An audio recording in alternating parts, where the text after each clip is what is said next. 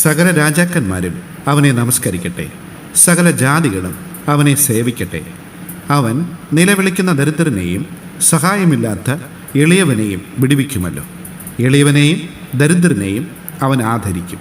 ദരിദ്രന്മാരുടെ ജീവനെ അവൻ രക്ഷിക്കും.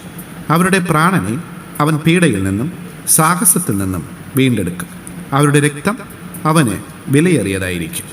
സങ്കീർത്തനങ്ങൾ 72 അധ്യായം 11 മുതൽ 14 വരെയുള്ള വാക്യങ്ങൾ. ഒരു തരി പോലും കുറയില്ല നിന്നോടുള്ള സ്നേഹം, എന്നുയിരേക്കാളരികിൽ നീ എന്നുമെന്നും